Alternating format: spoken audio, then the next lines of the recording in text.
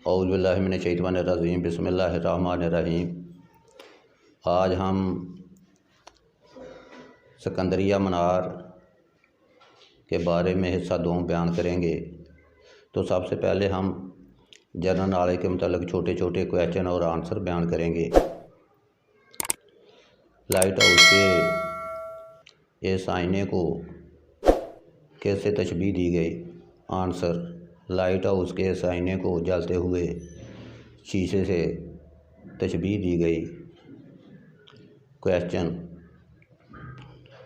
Light house को गिराने का मंसूबा किसने तैयार किया? आंसर, लाइट हाउस को गिराने का मंसूबा खलीफा अल वलीद ने तैयार किया।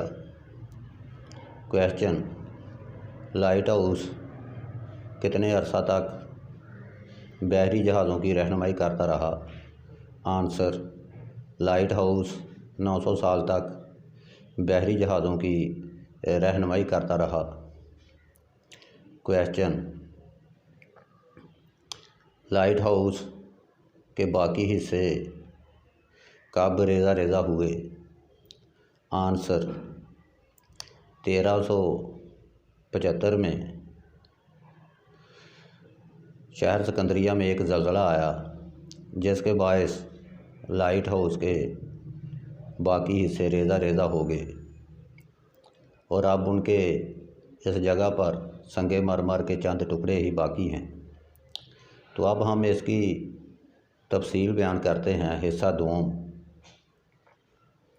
लाइट हाउस के बारे में दुनिया ने मुख्तलिफ़ किस्म की बातें की हैं। लाइट हाउस के इस आईने को शीशे के तौर पर, जलते हुए शीशे के तौर पर इस्तेमाल किया जाता। जब कोई बहरी जहाज़ लाइट हाउस पर हमला करने की कोशिश करता तो सूरज से पड़ने वाली छुआओं को इस आईने पर इस तरह मुनक्कस किया जाता कि वो जहाज़ जलकर रेज़ा रेज़ा हो जाता, तबाह हो जाता। तमाम तर मुबालगा आराई के बावजूद ये कहा जा सकता है कि लाइट हाउस दुनिया का पहला लाइट हाउस नहीं था, लेकिन ये कहा जा सकता है कि ये लाइट हाउस बहरा रूम में बहुत बड़ा और गैर मामूली ज़रूर था। ये लाइट हाउस 900 साल तक बहरी जहाज़ों की रहनुमाई करता रहा। बिल-आखिर अरबों ने शहर सिकंदरिया पर कब्ज़ा कर लिया और कस्तनतानिया नहीं चाहता था कि मुसलमान तजारत को फ़रोग़ दें। तो शाह कस्तनतानिया ने अपने एक जासूस को तैयार करके खलीफा अल वलीद के पास भेजा। तो उस जासूस ने खलीफा अल वलीद से कहा कि इस लाइट हाउस के नीचे बहुत बड़ा कीमती ख़जाना छुपा हुआ है। तो खलीफा अल वलीद ने उस लाइट हाउस को गिराने का मंसूबा तैयार किया। तो जब इस लाइट हाउस का आधे से ज़्यादा हिस्सा गिर चुका तो खलीफा अल वलीद को मालूम हुआ कि मेरे साथ बहुत बड़ा धोखा हुआ है।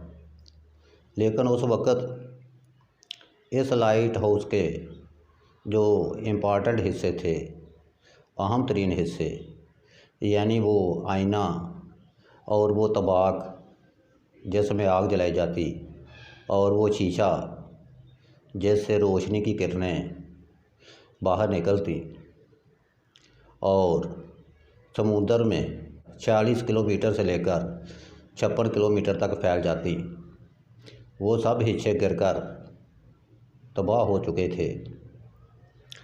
तो बाकी मादा जो हिस्से थे वो कायम रहे। लेकिन 1375 में शहर सिकंदरिया में एक ज़लज़ला आया, तो उसके नतीजा में लाइट हाउस के बाकी हिस्से भी गिरकर तबाह हो गए, रेज़ा रेज़ा हो गए। तो आज इस जगह पर संगे मरमर के सिर्फ चंद टुकड़े बाकी हैं। तो आज मैंने सिकंदरिया मीनार के बारे में हिस्सा 2 बयान किया है। तो मेरे इस चैनल को यूट्यूब पर सब्सक्राइब कर लें।